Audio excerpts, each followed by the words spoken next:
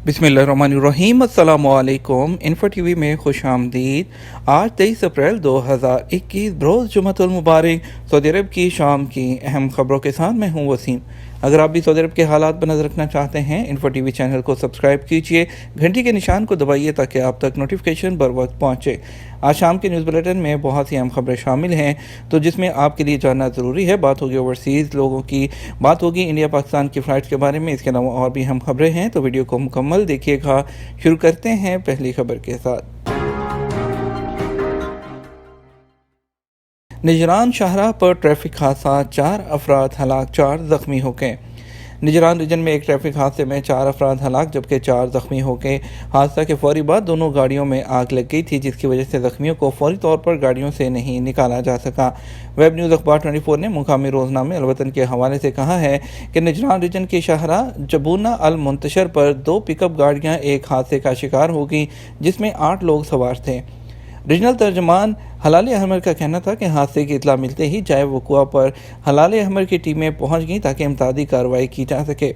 तर्जमान का मज़ीद कहना था कि हादसे के बाद गाड़ियों में लगने वाली आग की वजह से हादसे का शिकार होने वाले 4 लोग हलाक हो गए, जबकि दीगर 4 को ज़ख्मी हालत में गाड़ियों से निकालने में कामयाब हो गए। हादसे में ज़ख्मी होने वालों को उनकी हालत काफ़ी नाजुक बताई जा रही है। हादसे के फौरी बाद इमदादी टीम के पहुँचने से पहले वहाँ मौजूद लोगों ने भी फौरी तौर पर इमदादी कार्रवाई करते हुए 5 अफराद को अपनी गाड़ियों में हस्पताल मुंतकिल किया। माजूरों और बूढ़ों को तवाफ़ की सुन्नत के लिए सहूलत।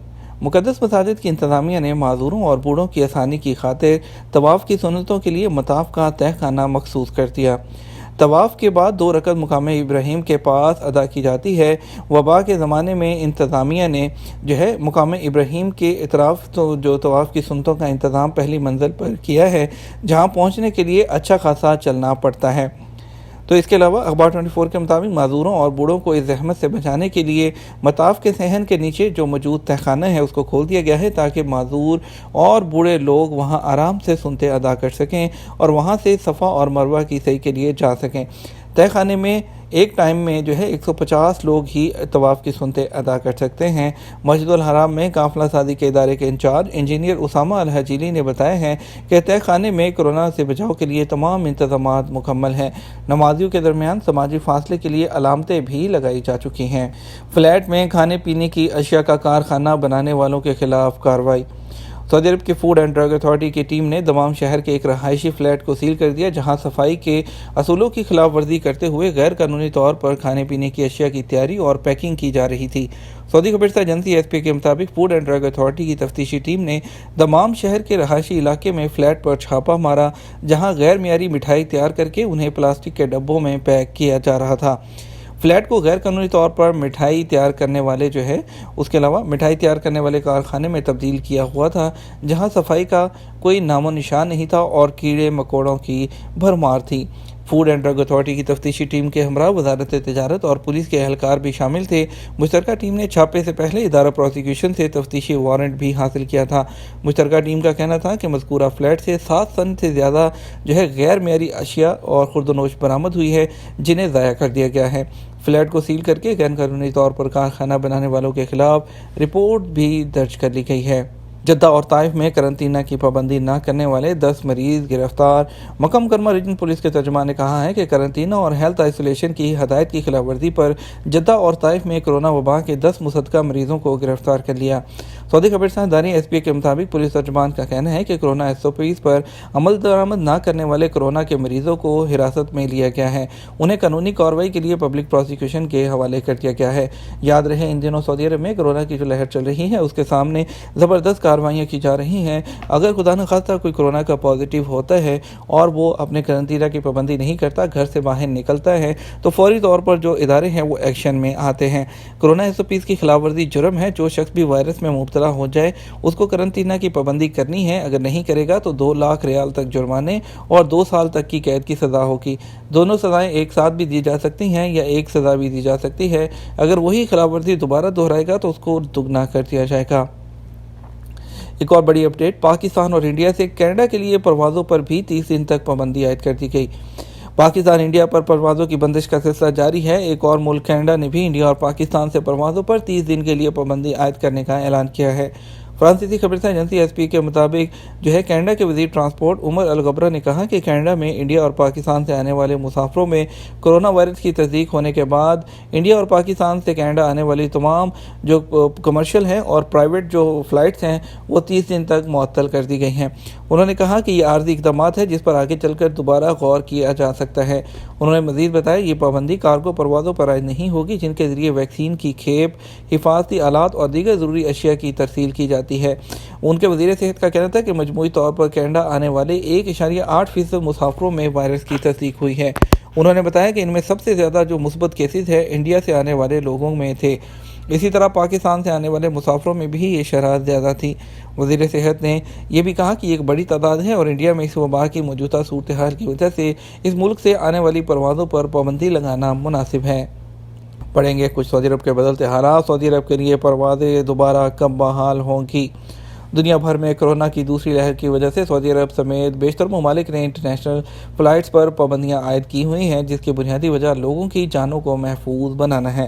اس سلسلے میں سعودی وزارت صحت کا کہنا ہے کہ بین الاقوامی سفر پر پابندی کا مقصد نئے تبدیل شدہ کورونا وائرس کے بارے میں حتمی معلومات کا حصول ہے۔ ماہرین اس بارے میں جیسے ہی جو ہے اس پابندی کے بارے میں فیصلہ کیا جائے گا، اس حوالے سے انفو ٹی وی کو جو سوالات موصول ہوئے ہیں ان کے جوابات دیے جا رہے ہیں۔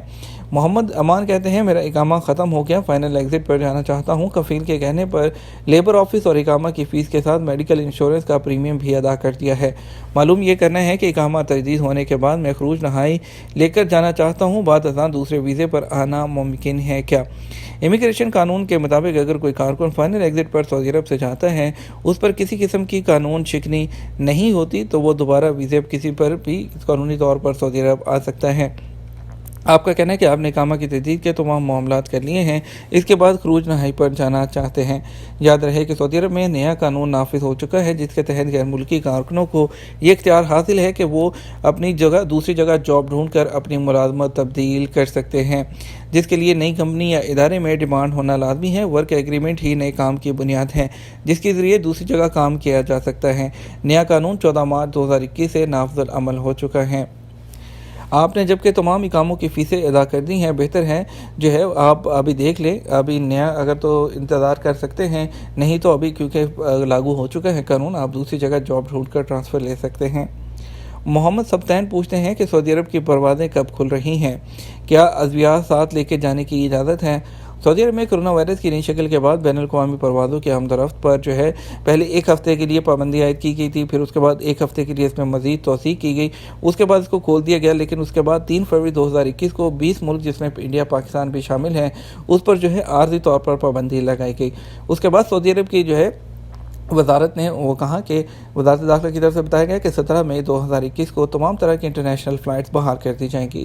اس کے بعد جو نئی اپڈیٹ آئی اس میں جو ہے سعودی ایئر لائن کی جانب سے جب ٹویٹر پر پوچھا گیا کہ سعودی عرب کی فلائٹس کب بحال ہوں گی تو ان کا کہنا تھا کہ جو ہے جو 20 ممالک ہیں ان میں ان کی جو ہے ان کے بارے میں کمیٹی الگ سے ڈیسائیڈ کرے گی۔ 17 مئی کو ان کی فلائٹس کے بارے میں کچھ نہیں کہا جا سکتا، تو اس لیے ابھی جو ہے وہ سرکاری طور پر جو اعلان ہے اس کا انتظار کرنا ہوگا۔ پروازوں کی بحالی اور سفر پر عائد پابندی کے بارے میں حتمی بات سرکاری اعلان کے بعد ہی کی جا سکتی ہے۔ جیسے ہی سفری پابندیاں اٹھائی جائیں گی آپ کو جو ہے انفو ٹی وی کے بلٹن میں اس کو شامل کیا جائے گا۔ ادویات کے بارے میں آپ نے جو معلوم کیا ہے اس حوالے سے ایسی ادویات جو ذاتی استعمال کی ہوں اور ڈاکٹر کا نسخہ بھی ہو تو ساتھ لائی جا سکتی ہیں، تاہم ممنوعہ اشیاء لانے پر پابندی ہے۔ اعجاز خان کہتے ہیں حروب والے کتنے عرصے بعد سعودی عرب آ سکتے ہیں؟ حروب کے بارے میں انفو ٹی وی میں کافی بار تفصیل سے بتایا جا چکا ہے۔ حروب پر جانے والوں کے معاملات مختلف ہوتے ہیں، ہر کیس کی الگ پیروی ہوتی ہے اور ہر کیس میں الگ مدت ہوتی ہے۔ تو پابندی کتنے عرصے کے لیے لگائی جاتی ہے؟ پہلے یہ پابندی 5 سال کے لیے ہوا کرتی تھی، لیکن تحقیقاتی افسر پر بھی ڈیپینڈ کرتا تھا کہ کتنی مدت کا تعین کرتا ہے۔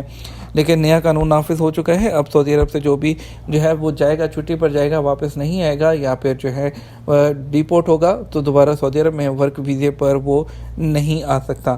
اگر آپ پرانے کیس میں پرانے قانون میں گئے تھے اور آپ جاننا چاہتے ہیں تو اس کے لیے بہتر ہے کہ آپ محکمہ جوازات کی ای میل پر سوال کریں، جس کے لیے اپنا پرانا اقامہ اور پاسپورٹ نمبر جس پر سعودی عرب آئے تھے انہیں بھیجیں تاکہ درست طور پر معلوم ہو سکے کہ پابندی کی مدت کتنی تھی۔ اوورسیز پاکستانی عدالتی مقدمات میں ویڈیو بیان ریکارڈ کروا سکیں گے۔ پاکستان میں اوورسیز کمیشن نے بیرون ملک پاکستانیوں کے عدالتی مقدمات میں ان کو پیش ہوئے بغیر عدالتی کارروائی کا حصہ بننے کے لیے قانون تیار کیا ہے، جو کہ آخری مرحلے میں ہے۔ اوورسیز کمیشن کے وائس چیئرمین چودھری وسیم اختر نے بتایا کہ اب اوورسیز پاکستانیوں کو اپنے مقدمات کے لیے گواہی دینا یا اپنے بیان ریکارڈ کروانے کے لیے خود پاکستان نہیں آنا پڑے گا، بلکہ عدالت میں ان کی گواہی ویڈیو لنک کے ذریعے ریکارڈ کی جا سکے گی۔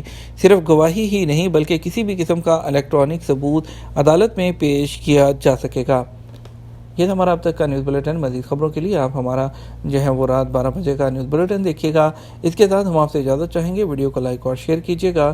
آپ کے قیمتی وقت کا شکریہ، اپنا خیال رکھیے گا۔ السلام علیکم۔